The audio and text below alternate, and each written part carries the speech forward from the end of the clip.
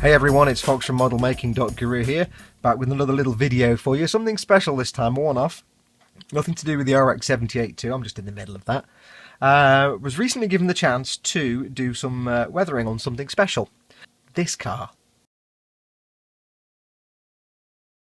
Yeah, it's a full-size car, it's my car. The painting was done by Phil, and the weathering and chipping and other things was done by me. So it's a bit of a team effort. But anyway, what follows is the time-lapse of that. So, go watch and enjoy. And we're off. First thing was removing all the vinyl stripes and markings off the car, which I will sorely miss. There's a bit of wood panelling vinyl on the back there. We spent about half an hour trying to get the license plate off the back because it would not come off. What we're doing now is basically sanding the whole paintwork, all the paintwork on the car. You've got to get it keyed up so that the new paint will actually adhere. If you just paint straight onto lacquer, it's just going to come straight off.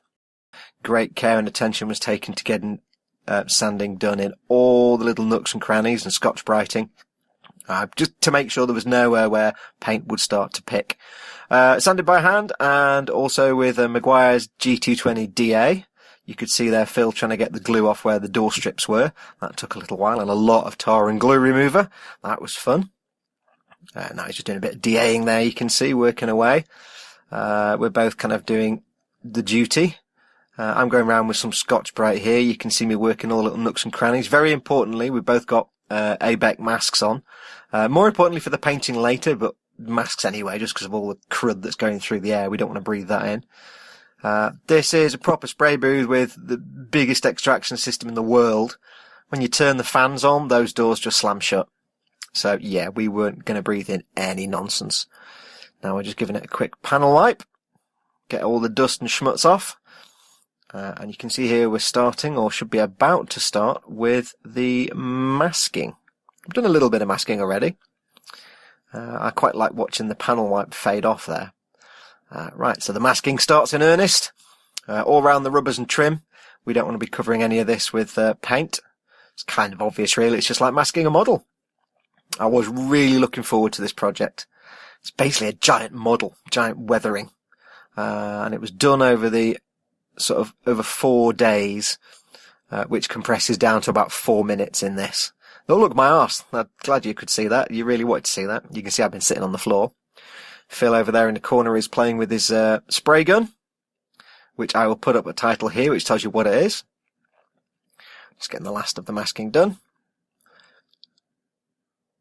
Another panel wipe just to make sure everything is spot on, because we've been touching the paint, and the last thing you want, while Phil sits there texting away, what a slacker, the last thing you want is fingerprints and handprints on the paint, because that will just kill the paint, it won't grip. Phil is now applying the first coat of Ipanema Brown.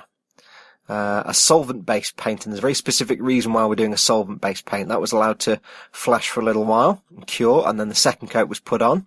Look at that, it's a gorgeous colour. And it was remarked several times that it was a shame we weren't leaving the car that colour, because it is a really nice colour. Ipanema Brown. Now what I'm doing is the weathering part. I'm actually using normal Humbrol Maskol to mask off some blobs and bits that are going to be paint chips. Same way I do on a model, same way you do it, using Maskol. I'm being a bit bigger, obviously, because it's full size. I'm not really thinking about it when I'm doing it. I'm just slapping on paint chips around panel edges and so on. And I'm just drying them there with the heat gun. So yeah, just like a normal model. Make sure they're all dry and cured. Now goes the Gulf Blue. A very light mist coat, just like a key coat. And then a second coat to make sure it really adheres.